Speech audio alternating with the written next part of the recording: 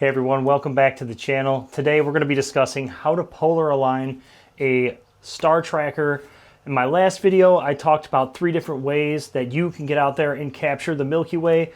And the most complex method was certainly the star tracker. But I wanted to make a video specifically dedicated to polar aligning a star tracker and going over the tools and equipment and the methods that I use to accomplish this out in the field so that you guys can get out there and do the same thing yourselves.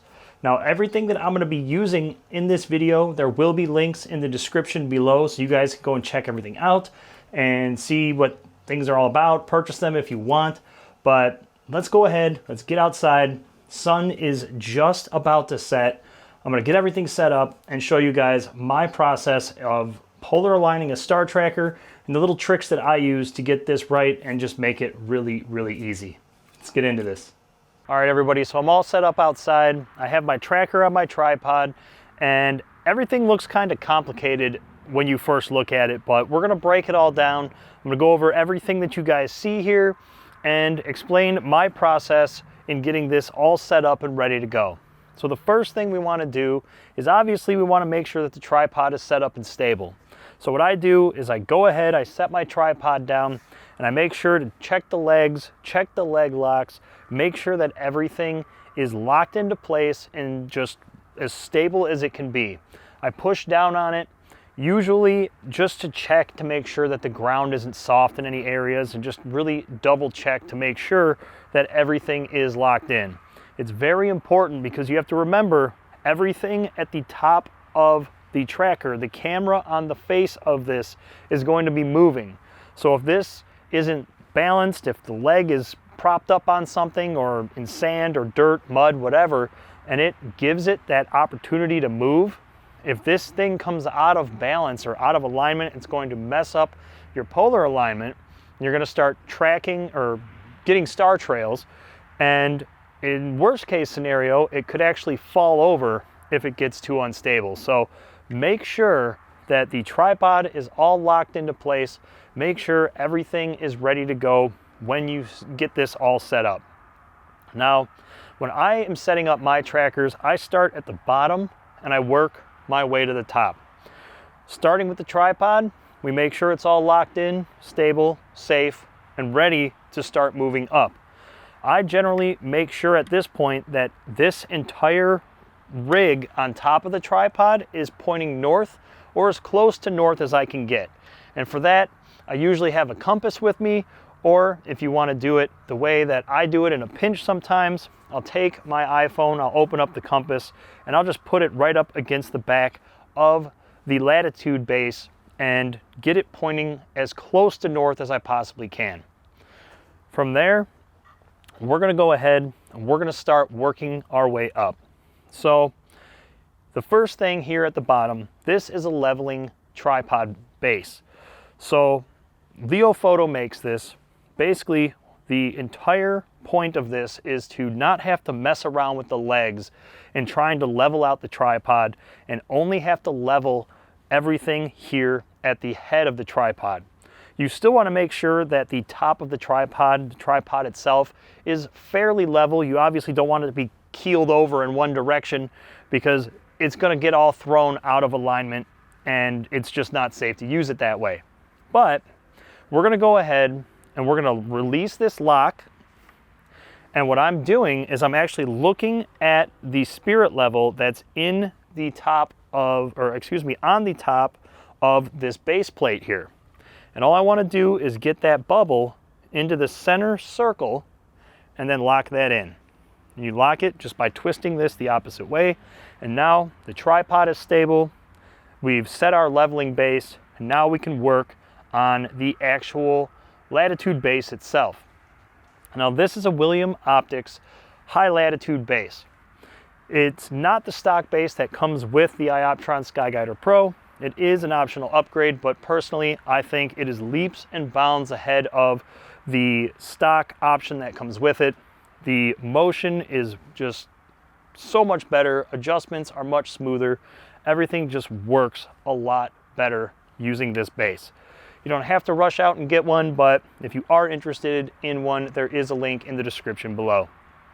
But What I do at this point is, knowing that this is facing roughly north, as close to north as we can get it, we're going to go ahead and set our latitude on this base.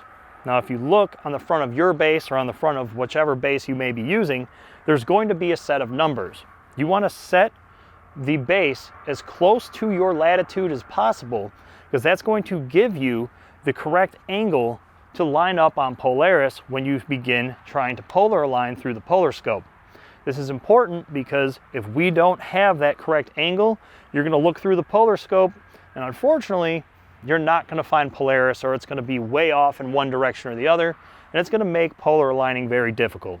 So make sure that this is set to your latitude, make sure that this is level, make sure that your tripod is stable, and from this point, you can start the actual polar alignment process. Now, when we're actually getting into polar aligning using the SkyGuider Pro, you have to take this rear cap off and you take the front cap out, and what you've done is opened up the polar scope so that you can now look through and begin polar alignment. To do that, you flip the little switch on the back and it's going to illuminate this polar scope so you can go ahead and look through and locate Polaris in the scope. Now, obviously, you need to know where Polaris is in the sky to be able to do this. It's really not that difficult to find Polaris. Truth be told, contrary to popular belief, it's actually not the brightest star in the sky, but it's really easy to find. If you get a star map or a star chart, you can find it within just a few seconds. Just make sure that you know which star is Polaris so that you can properly align. When you get under really dark skies, it can get a little complicated when there's a whole bunch of stars around it. So just make sure that you familiarize yourself with how to find it and where it's located in the sky. So once we've got everything all set up and everything dialed in, all that's left to do is to align the polar scope with Polaris. The first time that you look through a polar scope, it can certainly be intimidating. It can be just overwhelming, all the numbers and just everything going on in the polar scope, but it's really not that difficult and it's nothing to be afraid of. There's actually an app that you can use to go ahead and help you with polar alignment, and the app is called PolarScope Align Pro. And it's going to show you on screen exactly where you should place Polaris in your polar scope when dialing everything in. Right now it's showing that it is just below the 2 o'clock mark on the scope. So if I was going to dial this in right now, I'd go ahead and I'd use my adjustment knobs on the side and front here to adjust the tracker and place Polaris exactly where the app is showing me on my polar scope. Once that's done, you just lock everything down and you can go ahead and start your imaging sequence. Now, there's a couple other different things here that you can do to get an alignment with the tracker. If you're shooting 24 millimeters or wider, you can generally get away with a rough alignment. And if I'm only doing a rough alignment, I'm going to use this. And this is a laser made by Move Shoot Move that is specifically designed to fit into the Ioptron SkyGuider Pro. So what I do is I go ahead and I screw this into the back of the tracker here. And once I've got this screwed in, I just go ahead and I turn it on. And now it's pointing a laser right up into the sky. And I can use these adjustment knobs to adjust the tracker and get a rough alignment on Polaris without having to take out my app and look through and go through all the process of making a precise alignment. Now, again, this is great if you're shooting 24 millimeters or wider. If your intention is to shoot more deep space objects, you're going to want to get as precise of an alignment as possible.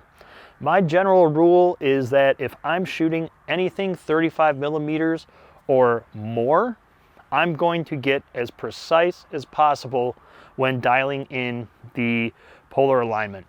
Again, 24 millimeters or wider, a rough alignment is generally going to work. But besides that, once you have the tracker dialed in, your polar scope is aligned with Polaris, you just want to go ahead and put your camera on the actual tracker itself. Now to do that, I use this plate. It comes with the SkyGuider Pro, and then I just bought a Leofoto ball head and I attached it to it, and this just hooks right on to the front of it here. You go ahead and you tighten down the set screw, and at this point you can go ahead and you can loosen the ball head and you can point your camera in whichever direction you would like.